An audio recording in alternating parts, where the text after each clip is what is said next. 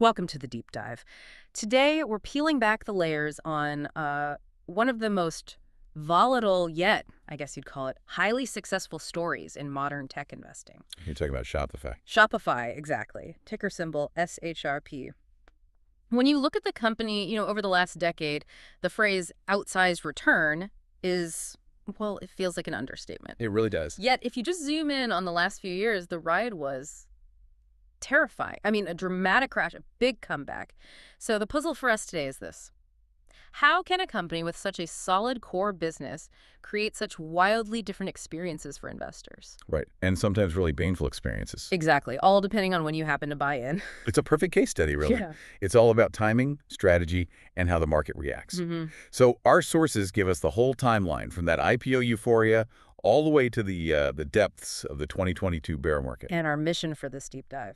Our mission is to dissect the exact moment the company created this self-inflicted wound, the move into logistics and fulfillment, and then analyze the incredible speed with which they corrected it. So separating the successful software part from the momentary distraction? Exactly. Okay, let's unpack this.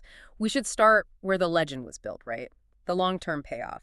You almost have to anchor yourself back at the IPO in May 2015 to really get the scale of it. That's absolutely essential context.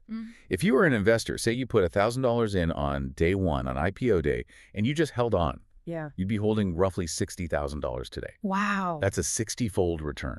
I mean, that puts Shopify squarely in that category of, generational wealth creators. It just shows the pure power of their core model. Which is providing that software backbone for millions of merchants. Exactly, helping them compete online. 60 times your money. Yeah. I mean, that success is why the company keeps its reputation. It proves the fundamental idea works. It does. But, and this is the critical pivot for our discussion, that incredible long-term picture, it kind of obscures the recent pain, the pain felt by a totally different kind of investor. The person who bought into the hype around 2020. Exactly. That's right. The core success, which is built on, more than 10 years of growth of market dominance, it can make new investors a bit blind to the volatility that's just inherent in high-growth tech. So for the long-term holder, the dips are just noise. Temporary noise. But for someone who just got in, those dips feel existential. So let's face that recent reality head on. We're calling this group the 5-year strugglers. We really have to dive into the specific math that makes this so frustrating for them. Okay, so our sources confirm the exact numbers. Over the past 5 years, Shopify's stock is up approximately 58%. 58%. Now, in a vacuum, that sounds pretty decent, right? But the context is everything. Here it comes. The S&P 500, the general market benchmark, more than doubled over that exact same period. And this is where the emotional and the financial reality just hits you. Yeah. Hard. If you're a 5-year shareholder, you didn't just miss out on those huge gains Shopify is famous for. Yeah. You actually saw an immense opportunity cost. You took on all the risk of a single volatile tech stock. And got penalized for it. Dramatically penalized. Yeah. You earned less than half of what a simple index fund would have given you. It's brutal when you put it like that. You accepted the risk, but you got less than the average reward. And timing. I mean, timing was just everything, wasn't it? Absolutely. Yeah. Think about the person who got excited and bought in late 2020. Right at the peak of the hype. They would have had a rocket ride that first year. They'd see their position go up 60%, feeling like a genius. Totally validated. Then the two pressures we're about to talk about hit. Hmm. And those gains weren't just erased. The position fell deep into lost territory. The whiplash, that feeling of being a financial wizard one day and then staring at an 80% loss the next, that defined that period. And this wasn't just, general market turbulence. Our sources point to two big factors that hit at the same time. You had the 2022 bear market, which hammered every tech stock. But you also had this self-inflicted wound, the decision to pivot into large-scale shipping and fulfillment. And that decision was just fundamentally at odds with their core business. It caused Shopify to just hemorrhage cash. It pushed them from a profitable asset-light model back into big quarterly losses. And investors hated it. They absolutely hated it. Okay, so this is where the analysis gets really interesting. We have to understand why they even thought moving into fulfillment was a good idea before we get to why it failed so spectacularly. Right. They're a software company. Why on earth did they decide to become a heavy logistics player, with trucks and warehouses? Well, the initial logic was competitive. Oh. And it was understandable, even if it was flawed. Okay. Shopify's whole mission is to help their merchants compete with Amazon. And what's Amazon's biggest advantage? Their logistics. Fulfillment by Amazon, it's seamless. It's their ultimate moat. So Shopify's leadership looked at that and thought, we need to offer something similar. They thought they had to control the whole supply chain to keep their biggest merchants. So they were trying to buy their way to competitive parity with Amazon, but they were, using the wrong tool set to do it? Precisely. They were trying to solve a software problem with a heavy infrastructure solution. And you have to understand just how different those two models are. An asset-light software model versus an asset-heavy logistics operation. Walk us through that difference, because this is so central to why the stock collapsed. Okay, think about Shopify's core business. It's code. Once the code is written, selling that software to 1 million merchants costs almost nothing extra. The gross margins are incredible. North of 75% sometimes. Exactly. You don't need real estate. You don't need union talks. You don't need to depreciate machinery. It's asset light. It's highly scalable. Now compare that to fulfillment. To build a reliable network, you need massive capital expenditures. CapEx. You need to lease millions of square feet of warehouse space. You need thousands of hourly workers. You're managing fleets, fuel costs, real-time inventory. It's a completely different world. And margins are razor thin. Thin margins, fierce competition, and the sheer capital burn rate to build it fast enough, it was devastating their balance sheet. Which brings us to the market panic.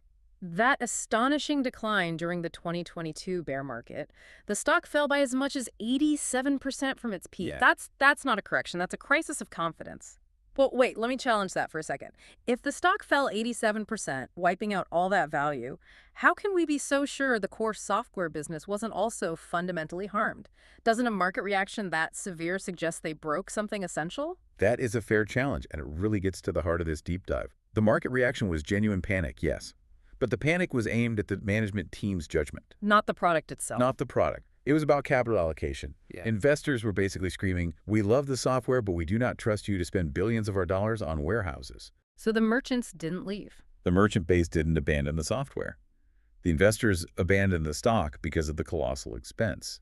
The business was sound, but the strategy was deeply flawed. And that distinction, a strategy flaw versus a business flaw, that's everything. Yeah. So when did the light bulb go on for management? When did they realize this was a failure, and what was the turning point?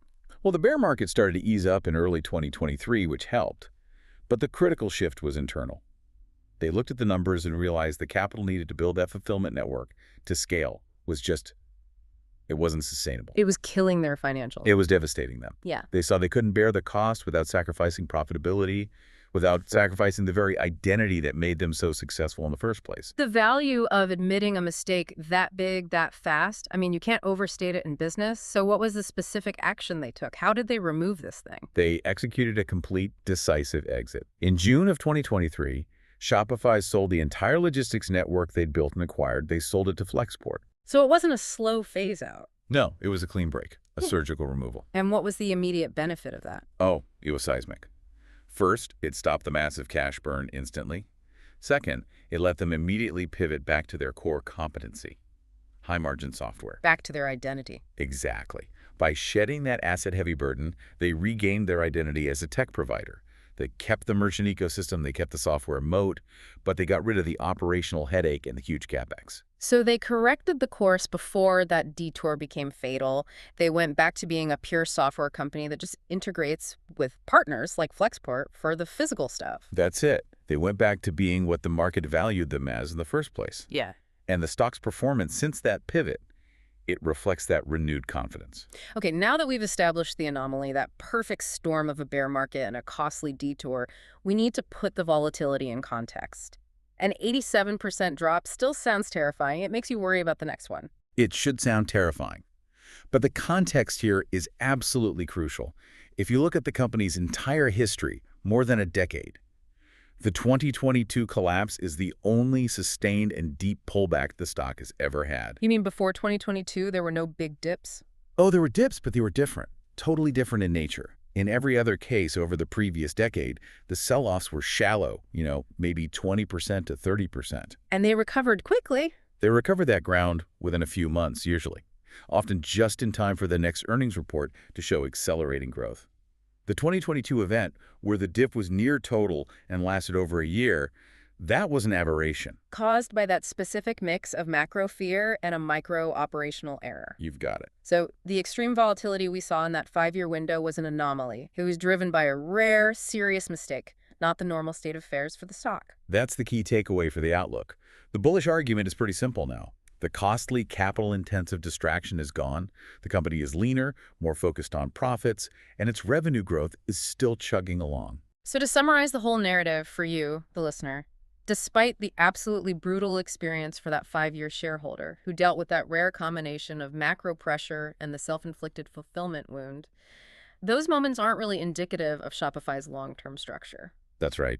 The overall story is still one of massive outperformance over almost any other time period you can pick.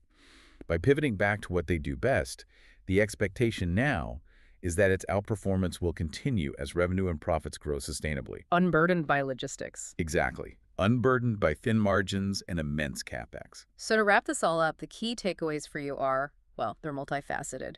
You see the dramatic difference between long-term and short-term returns. You understand the profound cost of a big strategic deviation. In terms of market value and investor confidence. And maybe most importantly, you see the immense power of rapidly admitting and correcting a multi-billion-dollar mistake.